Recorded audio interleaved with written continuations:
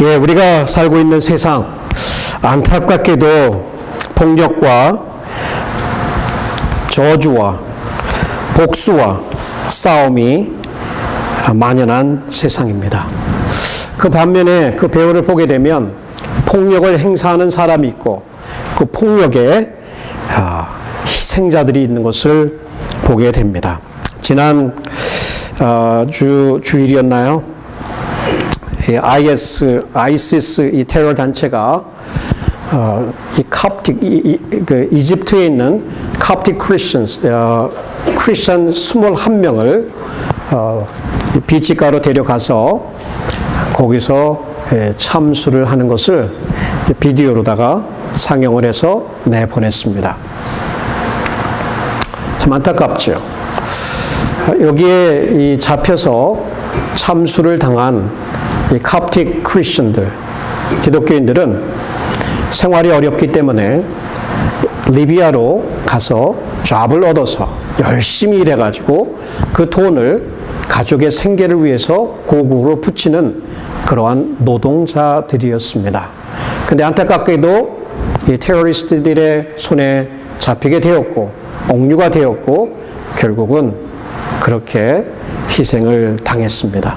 자, 그 다음 날 이집트에서 바로 그 지역에 공중에서 비행기로 가서 타격을 가하면서 복수를 감행했습니다.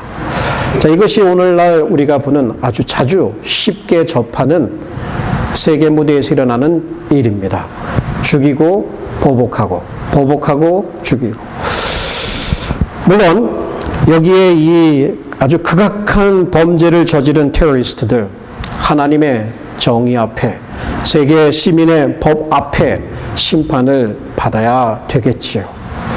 하지만 그 법을 시행하고 그들을 법의 심판 앞에 데리고 오는 것과 계속해서 피비린내 나는 복수를 지속해가고 복수의 악순환을 거듭하고 하는 것은 결국 테러리스트를 없앨 수 있는 해결점은 안 되겠죠. 오히려 근본적으로 인간의 마음에 있는 이 원한, 죄악, 미움 이런 것들의 뿌리를 근본적으로 바꿀 수 있는 길이 무엇인가를 우리 현대인들은 곰곰하게 생각해 보아야 할 것입니다. 저는 이곳에서 이 세계에 있는 테러들을 어떻게 퇴치를 시켜야 되느냐 그것을 논하려고 하는 것은 아닙니다. 그죠? 저는 이곳에서 국가와 국가 간에 혹은 종교가 달라서 혹은 인종 간에 있는 여러 갈등들을 보면서 이런 큰 레벨에서의 문제를 다루기보다는 오늘 현재를 살아가고 있는 우리 개인적인 부분에 있어서 개인과 개인 사이에서의 갈등으로 인해 빚어지는 여러 가지 안타까운 일들 우리도 겪고 있기 때문에 그 문제를 해결하는 방법을 지난 2주간 또 오늘 이번 주까지 살펴보고 있습니다. 그것은 다른 것이 아닙니다. 바로 모든 사람을, 우리를 적대하는 사람들을 향해서도 평화하는 마음을 품어야 한다는 것이 바로 오늘 본문을 통해서 배우는 거예요. 여기 두 인물이 나옵니다. 왕과 신하의 관계였죠. 장인어른과 사위의 관계였어요. 어떻게 보면 고용주와 고용인의 관계도 될 수가 있는 거예요. 이 두 사람, 두 개인 사이에서 빚어졌던 이 일이 오늘날 우리 가운데서도 종류는 다를 수 있고 정도는 다를 수 있지만 리핏 될 수 있다는 것을 생각하면서 이 두 사람이 맺고 있던 관계성 속에서 한 사람은 계속해서 쥐잡듯 다른 사람을 쫓아오고 죽이려고 하고 한 사람은 오히려 피해서 도망하는 그런 입장. 이런 관계. 그런데 오늘 읽은 본문에 보니까 쫓기고만 있던 그 다윗에게 기회가 주어지게 되고 그 기회를 낭비하지 않고 단칼에 처형할 수 있음에도 불구하고 그를 살려보내는 정말 그 진정한 왕의 모습을 우리가 보게 됩니다.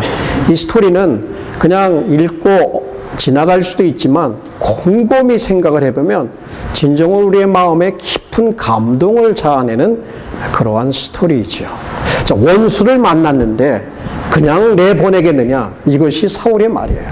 그럼에도 불구하고 다윗은 무사히 그를 보내고 결국 그 후에 이어지는 대화 속에서 자신의 무고함, 자신이 아무런 죄가 없음을 결백을 증명해 보이고 그를 살려보냈으니 이 문제에 대해서 하나님께서 심판하실 것이라는 것을 말하게 됩니다. 저희는 지난 2주 동안을 통해서 이 모든 우리를 적대하는 사람들까지라도 화평하기 위해서 어떻게 해야 될 것인가? 첫 번째는 우리를 적대하는 사람들을 미움과 시기와 질투로 대하는 것이 아니라 오히려 존중하고 사랑할 필요가 있다는 부분을 살펴보았습니다.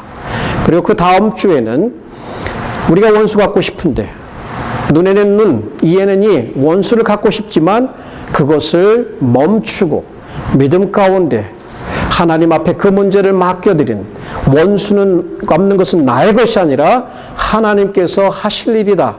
믿음 가운데 맡겨버리고 자기의 마음에 있던 원한, 원통, 이 불평, 미움 이런 모든 것도 하나님께 맡겨드리는 그런 것을 지난주에 살펴보았습니다.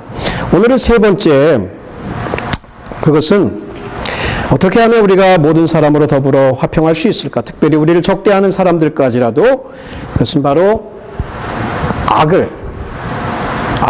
우리에게 행해진 악을 선으로 갚는 것이다. 악을 선으로 갚아야 한다는 이 부분을 이제 살펴보려고 합니다. 여러분, 우리가 살아가는 세상, 어떤 세상입니까? 많은 사람들이 악과 선을 혼동하는 세상 가운데 살아가고 있어요. 어떤 사람들은 악을 선이라고 부르고 선을 악이라고 부르는 그러한 죄를 범하고도 있습니다. 전통적으로 우리는 오랜 세월을 거쳐서 인간의 양심에 비추어서 자연법에 비추어서 옳고 그름에 대한 도덕적인 판단과 기준을 그래도 잘 유지해 왔습니다. 그러나 이제 그것이 현대 사회로 이어지면서 사람들은 그 선과 악에 대한 그 분간을 제대로 하지 못하고 오히려 선과 악을 혼동하는 그러한 것을 보게 됩니다. 이 secular evolutionist, 그러니까 이 세상에 있는 이 진화론자들이나 도덕적 상대주의자들이 선과 악이라는 것을 재정의하고 있습니다. 다르게 정의를 하고 있는 것을 보게 됩니다. 자, 한 사회에서는 이 캐니벌들이 식인종들이 사람들, 약한 사람들을 사냥을 해서 음식으로 먹어버립니다. 근데 그것이 악하냐고 물어보면 어떤 일부의 그 진화론자들은 그렇지 않다는 거예요. 세상을 보아라.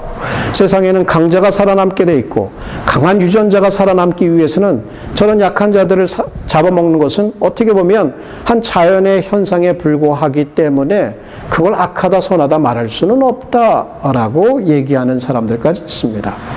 참 이상하죠. 근데 일부에서는 사람을 죽여서 식용으로 쓴다. 이것은 뭐 두말할 것 없이 악이죠. 죄고 악입니다. 일부에서는 그것은 자연의 한 현상 중에 하나이고 약한 자들은 없어져야 되고 새로운 강한 인자들이 있는 더 강한 사람들이 지배하는 세상이 되어야 된다. 여러분, 그게 누구의 논리인 줄 아세요? 바로 나치들의 논리였어요. 나치들은 그러한 새로운 윤리를 가지고 독일 시민들을, 독일 교회까지도 현혹을 시켜서 연약한 사람들, 정신적으로 이렇게 희미한 사람들, 유대인들을 조직적으로 죽였던 것이죠. 자, 여러분, 그것을 선하다, 악하다. 그거는 이 진화론적인 관점에서 볼 때는 당연히 그럴 수 있다라고 해석하는 새로운 해석들. 바로 이러한 세상에 우리가 살아가고 있습니다. 자, 이것에 대해서 우리는 아무리 그 사람들이 살인하는 것이나 거짓말을 하는 것이나 불륜을 맺는 것이 사회적인 한 현상이요, 필요한 것이요, 새롭게 정의된다 할지라도 그것은 우리의 양심에 비추어 볼 때도 그렇고 하나님의 법에 비추어 볼 때도 악이다라는 것을 우리는 알고 있습니다. 그렇지만 여러분, 우리가 이러한 상대적인 세상, 상대성이 원리가 팽배한 세상, 다원주의 문화 가운데 살아가고 있는 이 세상에서 우리 대학생들, 특별히 여러 이 관점에서 이것을 해석하면서 뭐 그럴 수 있지. 그것도 그냥 more neutral, 도덕적인 중립성 가운데 바라보는 이렇게 된다면, 여러분 우리가 악을 선으로 갚는다라고 하는 그것은 먹히지가 않아요. 그리고 악이 무엇이고 선이 무엇인지를 헷갈려 하는데 어떻게 악을 선으로 갚을 수 있겠느냐. 먼저 우리는 중요한 것은 선과 악에 대한 도덕적인 기준을 가지고 있어야 된다는 거예요. 세상이 학자들이, 과학자들이, 진화론자들이 무엇을 얘기한다 할지라도, 도덕주의자들이 무엇을 얘기한다 할지라도 악은 악이요, 선은 선이라고 하는 그 기준을 가지고 있어야 됩니다. 오늘 보면 지금까지 우리는 다윗과 사울의 생애를 쭉 비교하면서 공부를 해왔습니다. 그리 오늘 이 본문에 보게 되면 사울의 입에서 선과 악이라는 말이 자주 등장을 하고 있어요. 물론 다윗도 그의 그 말 가운데 악에 대해서, 죄과에 대해서 언급을 하고 있어요. 그리고 그것을 하나님 앞에 맡긴다. 옳고 그름을 판단해 주기를 맡긴다. 이런 얘기예요. 그러면 여기서 다루고 있는 중요한 주제는 그 선과 악이에요. 우리는 분명히 이 두 사람의 삶을, 두 사람의 행적을 돌아보면서 무엇이 정말 악한 것이고 무엇이 선한 것인지를 대충은 감을 잡고 있을 거예요. 먼저 악이 무엇인가? 악이라는 히브리 말 라이라는 말을 보게 되면 거기는 해로운 것, 자연적인 재앙도 해로운 것이 될 수 있어요. 그리고 또한 도덕적으로 해로운 것, 재앙스러운 것, 뭐 이런 것들을 뜻할 때 이 단어가 사용됩니다. 어떤 면에서 사울은 해를 가하고 있었을까? 그의 죄의, 그의 악의 발단은 뭐 큰 게 아니었어요. 그냥 사소한 데서 시작되었다는데 우리는 놀라움을 금할 수가 없어요. 그냥 여러분과 제가 흔하게 느낄 수 있는 단순한 질투심에서 시작되었어요. 여인들이 얘기를 합니다. 찬양을 해요. 사울이 죽인 자는 천천히요, 다윗이 죽인 자는 만만이다라고 하는 그 소리에 그의 정신이 휘까닥 돌기 시작합니다. 그 전까지는 총애하고 신임하고 옆에 두고 자기의 무기를 담당하는 자를 두고 자기의 군대에서 뛰어난 장수로 뽑아서 그렇게 신임하던 사람이 그 노래와 함께 마음이, 눈이 풀어지기 시작하면서 질투에 사로잡히게 됩니다. 그 질투와 함께 그를 향한 미움이 싹트게 되고 분노가 싹트게 되고 이제 그를 제거하는 것이 그의 삶의 가장 중요한 일로 남게 됩니다. 그래서 기회만 되면, 틈만 되면 그를 없앨 계책을 계속해서 세워왔고 결국에는 이것을 알게 된 다윗은 그를 떠나게 되고, 떠난 다윗도 남겨둘 수 없었기 때문에 군대를 조성해서 이끌고 친히 나와서 그를 죽이려고 하고 있는 이 모습을 보게 됩니다. 해를 가하는 것이죠. 남을 미워하는 것이죠. 남을 향하여 질투하는 것이죠. 여러분, 사울의 삶을 통해서 우리가 분명하게 생각하는 것은 그의 사람을 죽이려고 하는 것, 무고하게 죄를 뒤집어 씌우고 반역죄를 뒤집어 씌우고 다윗을, 무고한 다윗을 따라오는 것, 이거 다 악이다라는 얘기예요. 그런데요, 그 옆에 있던 사람들은 그렇게 생각했나요? 당연히 그 놈은 죽어야 돼요. 그 놈이 없어져야 사울 왕, 당신의 왕국이 튼튼히 설 수 있다라고 얘기했을 거예요. 그가 이스라엘의 1인자면 무엇입니까? 그 지위가, 그 능력이 그가 하고 있는 행동을 justify 할 수 있어요? 정당화할 수 없는 거예요. 그가 어떤 위치에 있든, 왕이 됐든 뭐가 됐든 간에 그가 하고 있는 일은 악입니다. 물론 이 세상에서는 힘 있는 사람, 돈 있는 사람들, 돈과 권력으로 자기의 악을 선으로도 둔갑시킬 수 있는 세상에 살아가고 있어요. 하지만 우리는 이 성경을 읽으면서 하나님의 말씀에 비춰볼 때 시기하고 질투하고 분노하고 미워하고, 그래서 거기서부터 시작된 그 분노와 미움이 그 한 개인을 죄를 뒤집어 씌우고 죽이려고 하는 것, 이 온 세상의 어떤 사람에게도 물어봐도 그것은 악이다라고 하는 얘기예요. 그렇게 죽이려고 나온 그에게 다윗은 어떻게 대합니까? 악을 악으로 대했을까요? 그렇지 않아요. 악을 오히려 선으로 대한 것이죠. 그는 이제 악에 대해서 우리가 봤다면 선에 대해서는 그는 충분히 불평할 수도 있고 충분히 미워할 수도 있고 충분히 대항할 수도 있을지도 몰라요. 게릴라를 만들어서 뛰어난 그 장수였기 때문에 어떻게 보면 사울을 처치할 수 있었어요. 전에도 할 수 있었고 기회가 왔을 때도 죽일 수 있었음에도 불구하고 자기에게 그런 상처와 악을 저지른 사람을 그대로 보내는 거예요. 살려 보내는 거예요. 그 옆에 있던 사람들이 뜯어 말립니다. 당신 정신 나간 거 아니야? 이 기회를 놓치면 어떻게? 이 기회는 하나님이 주신 기회야. 이 기회를 통해서 당신의 왕국을 하나님의 뜻을 이루어야 되는 거라고 아우성쳤을지도 몰라요. 그럼에도 불구하고 다윗은 그 옷자락을 벤 것조차도 마음에 상처를 받고 죄책감이 들어서 내가 여호와의 기름 부음 받은 자를 치려고 한다. 그것은 내가 할 일이 아니다. 라고 하면서 마음으로부터 그를 존중했고 그를 살려보내는 모습을 보게 됩니다. 분명하게 우리는 선과 악이 무엇인지 드러나게 되죠. 이것은 그렇게 악한 눈에 악에 사로잡혀 있었던 사울조차도 인정하는 바였어요. 사울이 얘기하잖아요. 나는 너를 학대했지만 악으로 대했지만 너는 나를 선하게 대했다. 선대하였다라고 얘기를 하잖아요. 그러면서 더 나아가서 하나님께서 나에게 네가 한 이 일에 대해서 선으로 갚아주시기를 원한다라고까지 얘기하고 있잖아요. 그 악인조차도 자기에게 행해진 그 선에 대해서 인정하고 있는 것을 보게 됩니다. 근데 여기 선과 악이 극명하게 대조를 이루고 있는데요. 우리의 이제 관심은 그러면 우리가 다윗 편에 설 것이냐 아니면 사울 편에 설 것이냐는 이 중대한 질문이 던져집니다.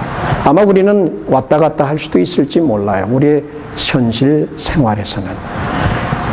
어떤 할아버지하고 손자가 대화하는 가운데 우리는 해답을 좀 얻어볼 수 있을 것 같아요. 이 두 사람이 대화를 합니다. 할아버지가 손자에게 물어봅니다. 예, 우리 마음에는 두 늑대가 살고 있단다. 하나는 선한 늑대인데 그 선한 늑대는 우리에게 속삭인단다. 사랑하고 감사하고 용서하라고 속삭인단다. 그런데 또 다른 악한 늑대가 있어서 그 늑대는 우리에게 불평하고 원망하고 미워하라고 얘기한단다. 근데 이 두 늑대가 우리의 마음에서 늘 싸우고 있는데 어떤 늑대가 이기는 건지 아니? 라고 할아버지가 손자에게 물어봅니다. 손자가 고개를 갸우뚱하지요. 그래? 하면서 대답을 주십니다. 어떤 대답을 주셨냐면 바로 네 마음에 네가 먹이를 주고 있는 그 늑대가 이긴다 라고 답을 주었다고 합니다. 자, 그렇다면 사울은 그 단순한 그 시기에서 시작돼서 거기에 계속 먹이를 갖다 줍니다. 분노가 일어나지요. 미움이 일어나지요.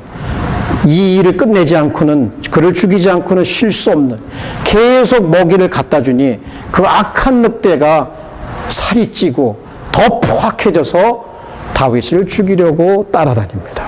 근데 반면에 다윗은 그 쫓김을 받는 가운데서도 오직 그가 살 수 있는 길은 하나님밖에 없었기 때문에 하나님과 끊기지 않는 관계 가운데, 기도하는 가운데 자기 자신의 모든 운명을 하나님 앞에 맡기고 여전히 선한 늑대의 먹이를 주고 있었어요. 물론 아픔도 있었고 상처도 있었고 불평도 있었을 수 있지만 결정적인 순간에 자기의 숙적이었고 원수였던 그 사울을 보낼 수 있었다는 것은 그 마음에 선한 늑대에게 먹이를 주었다라고 볼 수가 있습니다. 저와 여러분에게 오늘 어떤 늑대에게 먹이를 주고 있습니까?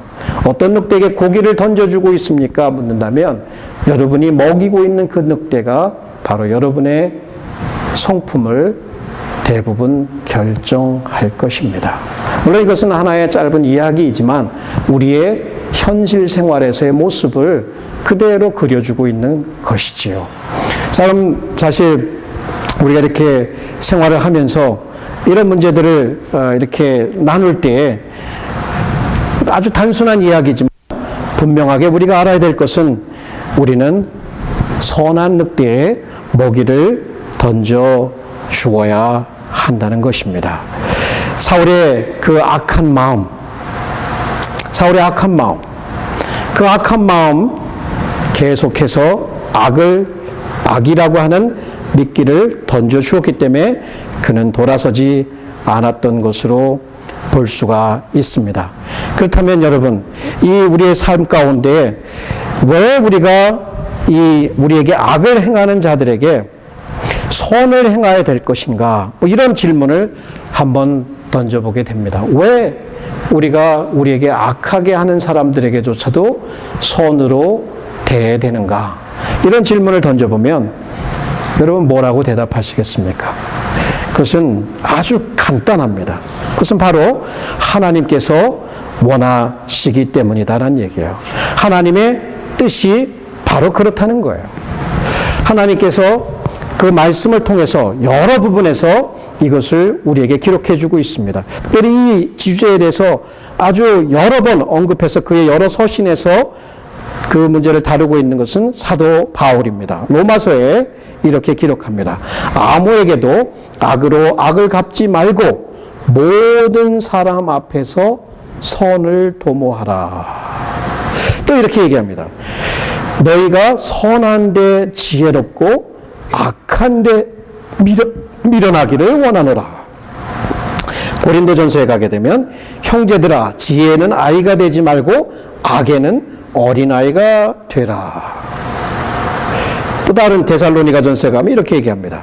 삼가 누가 누구에게든지 악으로 악을 갚지 말게 하고 오직 피차 대하든지 모든 사람을 대하든지 항상 선을 쫓으라. 사도 바울뿐만 아니라 베드로 사도도 이렇게 얘기합니다. 악을 악으로 욕을 욕으로 갚지 말고 도리어 복을 빌라.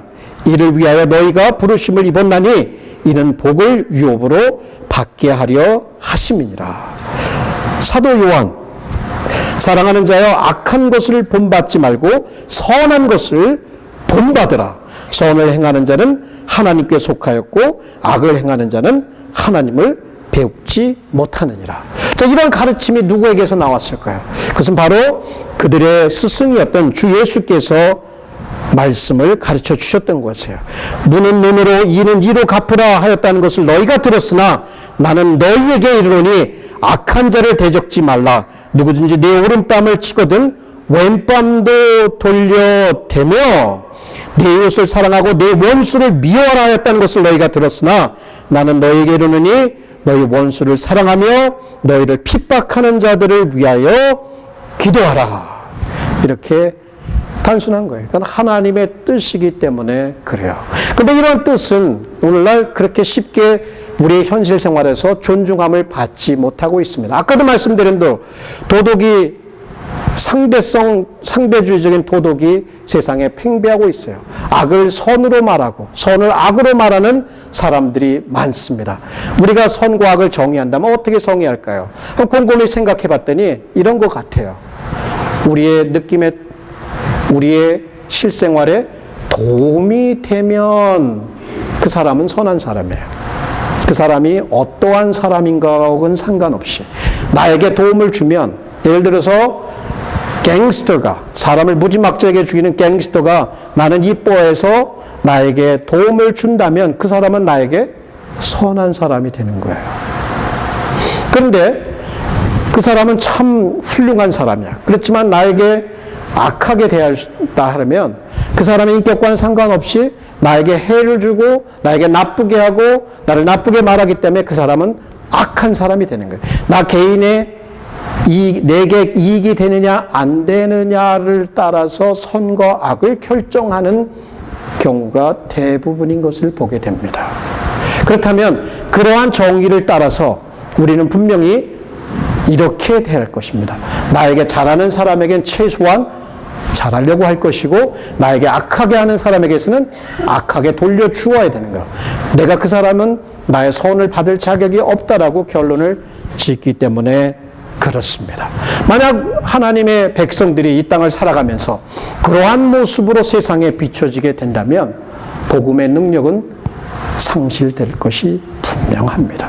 교회 가운데서도 세상 가운데서도 가정 가운데서도 정말 진정한 감동, 진정한 하나님의 역사는 우리가 쉽게 찾아보지 못하게 될 것입니다.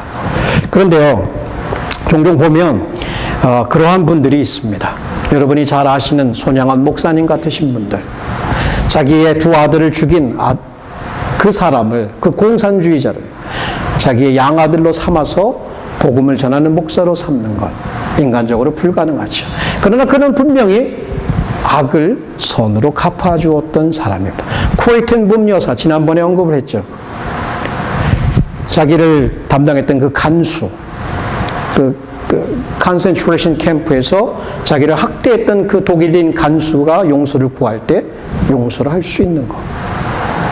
오늘 나온 이 다윗도 그분의 한 분이고 우리 주 예수 그리스도 그분 가운데 하나이죠.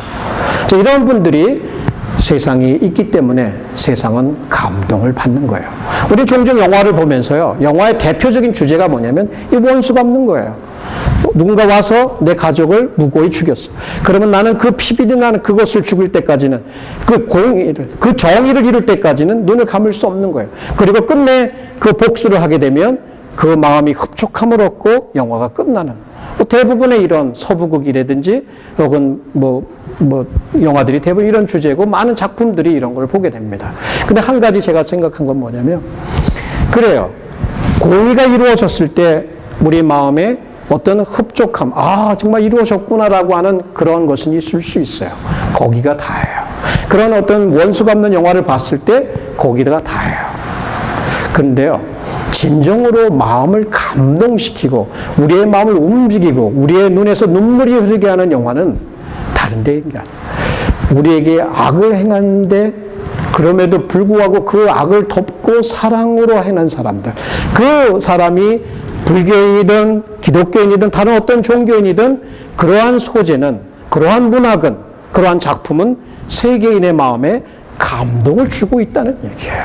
오늘 이 이야기를 읽으면서 우리가 감동을 받는 것은 진정한 왕의 성품, 진정한 하나님의 성품이 아무도 할 수 없는 그 일을 하고 있기 때문에, 너무나 귀하기 때문에 저와 여러분이 감동을 받는 거 아닙니까? 그런 인물을 하나 소개해 드리겠습니다. 물론 그렇게 느끼실 수도 있고 그렇지 않을 수도 있지만 그런 인물 중에 한 분입니다. 이분의 이름은 Dr. Francis Collins, 그러니까 Francis Collins라는 분이에요.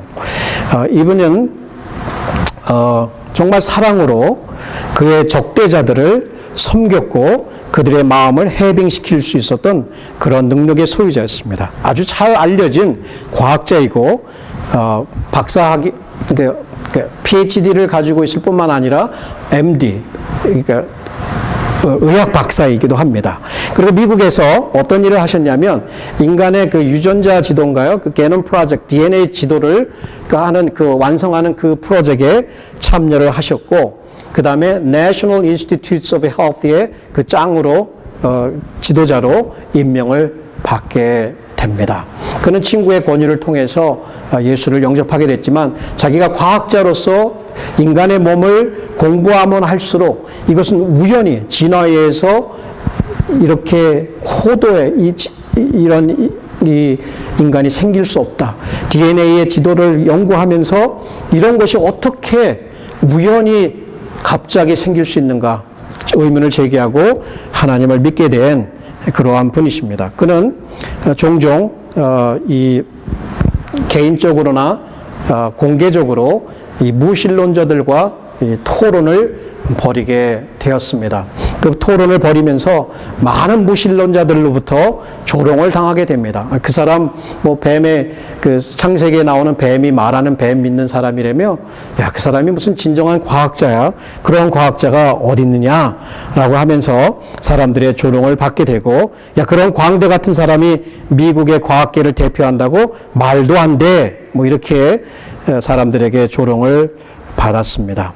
근데 그와 그 여러 토론을 벌이면서 그의 그 크리틱 중에 한 사람은 누구냐면 그 크리스토퍼 히친스라는 사람이에요. 이 사람은 어떤 책을 썼냐면 God is not great라는 책을 써서 무신론계를 대표하면서 신앙을, 기독교인의 신앙의 그 허구를 드러내고 그 기독교를 허물려고 하는데 자기의 전생애를 투자한 사람으로 볼 수 있습니다. 근데 이 사람이 어떤 암이 걸렸냐면 이 식도암이 걸린 거예요. 식도암.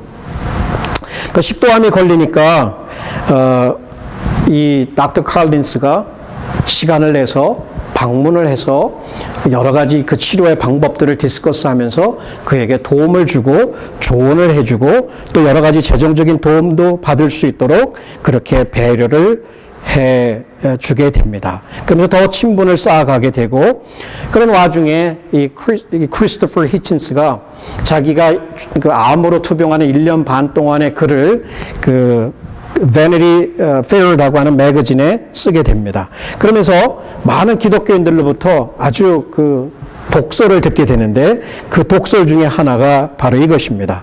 자, 하나님을 모독하는 몸의 부분에 암이 걸렸군. 진짜 재미 볼 시간이 다가오고 있어.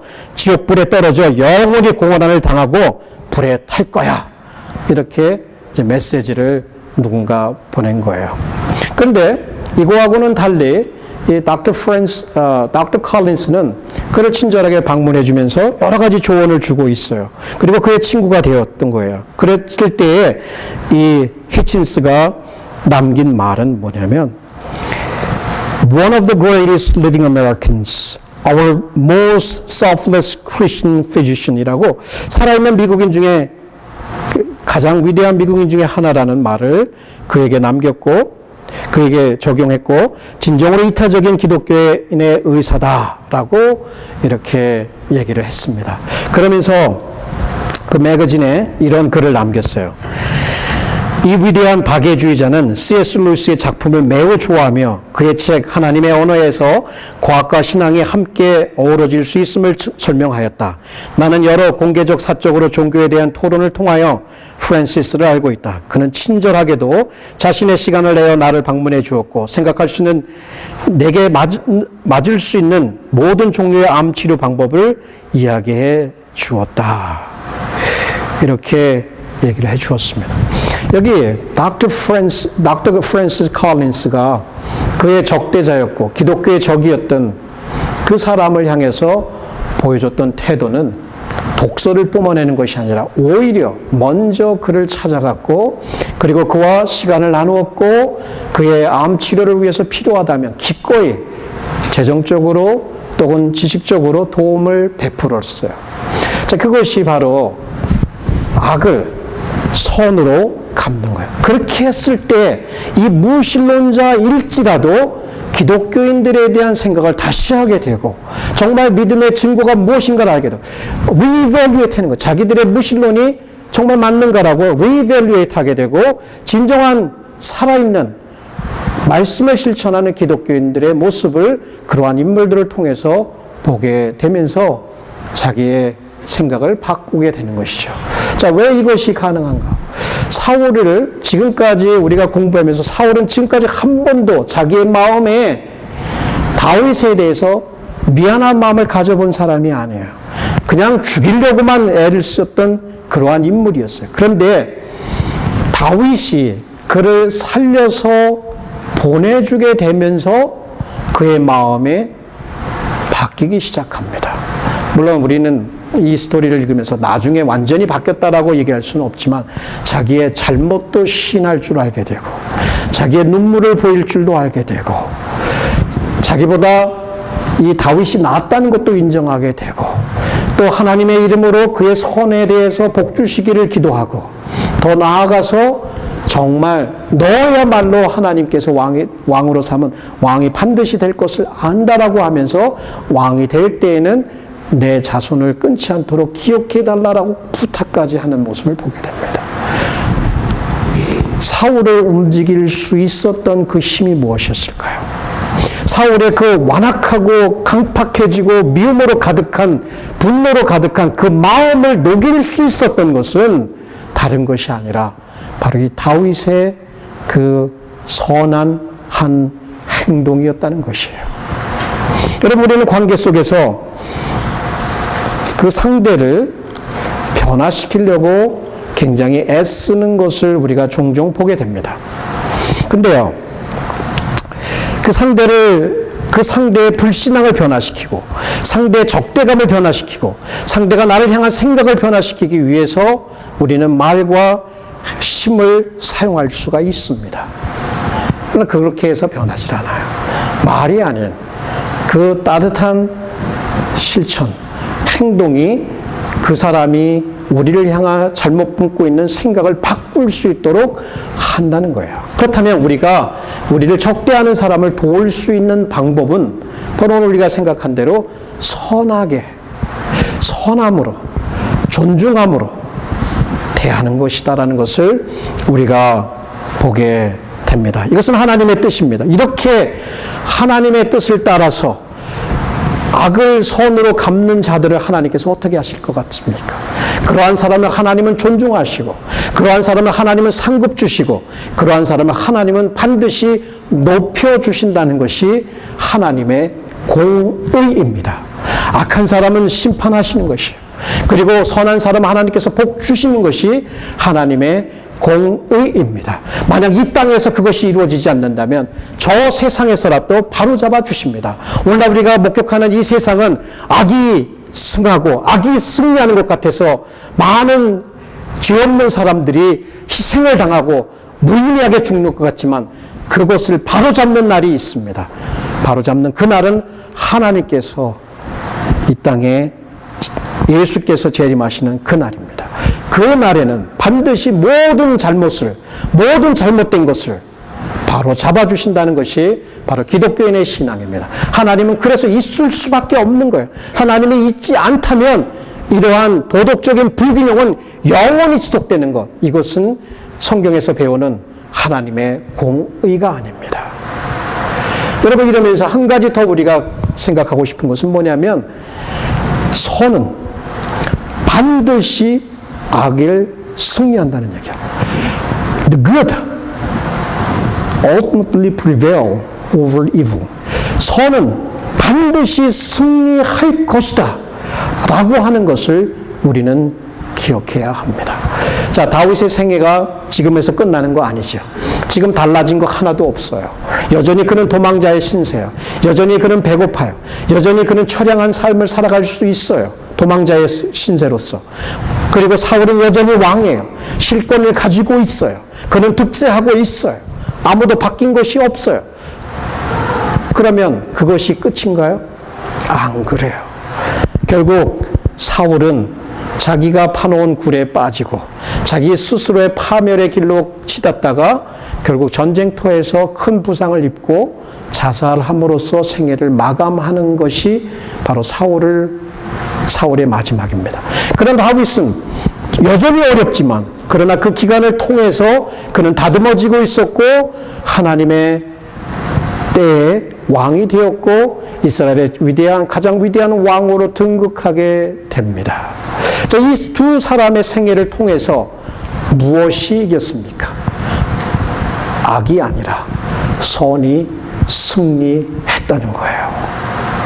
얼마 전에 저희 아들이 이 Lord of the Rings 반지의 제왕 3편을 보더라고요. 그래서 제가 너무 얘한테는 어렵고 무서울 것 같아서 보지 못하게 했었는데 보더니 이제 저도 이렇게 조금 뒷부분을 이렇게 같이 봤는데 이 마지막 부분이 아주 인상적입니다. 지금 1, 2, 3편 그동안 영화를 통해서 이 후오도라고 하는 이 한 인물이 이 반지가 이제 악의 적이잖아요.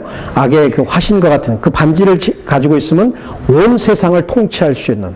그래서 그 반지를 destroy 해야 되면, 그 반지를 없애야지만 반지가 악한 자의 손에 들어가지 않고 세상의 악에 빠지지 않기 때문에 이 프로도는 유혹을 받으면서 모든 위험과 위협을 무릅쓰고 전쟁을 치르고 뭐 자연의 위험을 무릅쓰면서 유혹을 무릅쓰고 계속해서 그 여정을 가갖고 그 마지막 그 산에 들어가게 됩니다. 그 산에서 용암이 끓고 있는 그 밑으로 반지를 떨어뜨려서 그 악을 죽여버려야 되는 거예요.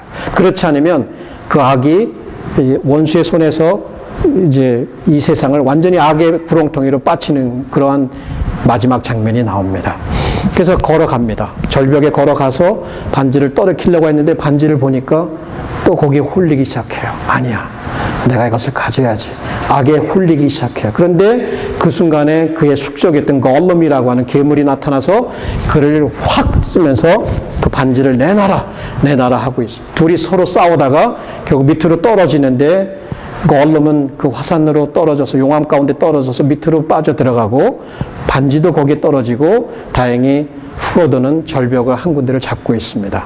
그리고 그의 친구 샘이 와서 내 손을 잡으라고 그래서 끌어올리려고 하는데 손에 힘이 없어지면서 이렇게 빠져나가다가 다시 한번 손을 잡으라고 해서 그를 거기에 구렁텅이에서 건져내고 악이 바로 그 안으로 그 용암 안으로 들어가서 파괴가 되고 악의 그 전령들은 다 없어지는 어떤 그런 장면이 나옵니다. 그것은 그 톨키언이 보여주듯이 이 세상에서 기독교적인 사고가 있죠.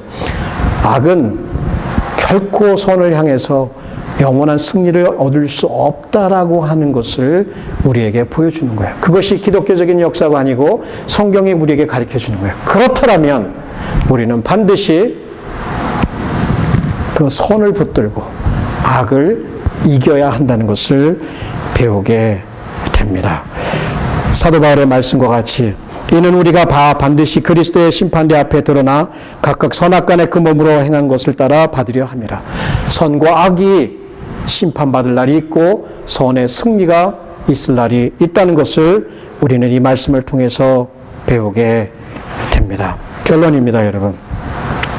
1960년대에 그 인권운동가였던 마틴 루터 킹 주니어 목사님, 이분은 그 악을 선으로 갚는 그 원칙을 실천한 분 중에 하나입니다. 몬트고머리 그 버스 보이콧 때문에 그는 감옥에 갇히게 되고 거기서 쓴 설교문 중에 그가 이렇게 기록을 하고 있습니다. 우리의 가장 지독한 적대자들에게 여러분이 원하는 대로 우리에게 하십시오. 우리는 계속해서 여러분을 사랑할 것입니다. 우리는 우리의 선한 양심에서 여러분의 부당한 법을 따를 수 없습니다. 왜냐하면 악에 협조하지 않는 것은 선에 협조하는 것만큼이나 도덕적인 의무이기 때문입니다. 우리를 감옥에 넣는다 해도 우리는 여전히 여러분을 사랑할 것입니다. 우리 가정에 폭탄을 터뜨리고 우리의 자녀를 위협해도 우리는 여전히 여러분을 사랑할 것입니다. 여러분의 두건을 쓴 폭도들을 한방병에 우리 마을에 보내어 우리를 때리고 우리를 반쯤 죽게 만들어 버린다 해도 우리는 여전히 여러분을 사랑할 것입니다. 그러나 이것만은 확실히 알아두세요. 우리는 고난을 감내하는 우리의 힘으로 여러분을 지치게 만들 것입니다. 언젠가 우리는 우리를 위한 자유를 얻고 말 것입니다. 우리는 여러분의 마음과 양심에 호소하여 이 모든 과정 중에 여러분의 마음을 얻을 것이며 우리의 승리는 갑절의 승리가 될 것입니다. 무엇이 승리하냐? 결국은 선이 승리하게 되어 있습니다. 자, 우리는 오늘 여기에 이 말씀을 들으면서 한 부류에 들어갈 것입니다. 대부분의 사람들이라면, 일반적인 사람들이라면 선에는 선, 악에는 악, 눈에는 눈, 이에는 이, 바로 이 윤리를 따라서 생활하는 대부분일 것입니다. 근데 또 나가면 어떤 분들은 이 선에 대해서 악으로 되돌려주는 사람들이 있어요. 가장 나쁜 케이스겠죠. 그리고 어떤 사람들은 선에 대해서 아무것도 되돌려주지 않는 아주 은혜를 갚지 못하는 사람들이 있어요. 또 악에 대해서도 아무것도 하지 않고 수동적인 자세를 취하는 사람들도 있어요. 그냥 덮어두면 되겠지. 그런데 마지막 가장 좋은 거는 악을 선으로 갚는 것이라는 얘기예요. 이것이 바로 우리 주 예수 그리스도께서 십자가에서 보여주신 삶입니다. 여러분, 우리는 악합니다. 우리는 죄인입니다. 만약 하나님께서 우리의 죄를 따라 우리를 갚으셨다면 우리는 없습니다. 그런데 예수님께서 이 땅에 내려오셔서 우리의 악을 친히 그 몸에 짊어지시고 영원한 사랑, 영원한 은혜, 그 손으로 우리에게 갚아주셨습니다. 그것이 유일한 이유입니다. 그것이 유일한 이유. 우리가 이 세상을 살면서, 악이 범람하는 세상을 살면서 선으로 이길 수 있는 길입니다. 이것이 바로 다윗이 우리에게 보여준 삶이었고, 예수께서 보여준 삶이었고, 결국 승리하는 삶이며 하나님의 인정하심과 하나님의 상주심과 하나님의 높여주심을 받을 수 있는 유일한 길입니다. 그렇다면 여러분, 우리 주 예수 그리스도의 그 십자가 승리, 그 사랑, 그 선의 승리를 우리는 입은 사람들입니다. 그렇기 때문에 우리에게도 바로 그분을 따라가면 충분히 악을 선으로 이기어 진정한 감동을 주고 진정한 변화를 가져오고 또 그것을 통해서 하나님께 영광을 돌리는 정말 복된 하나님의 백성들이 될 줄 믿습니다. 기도하시겠습니다.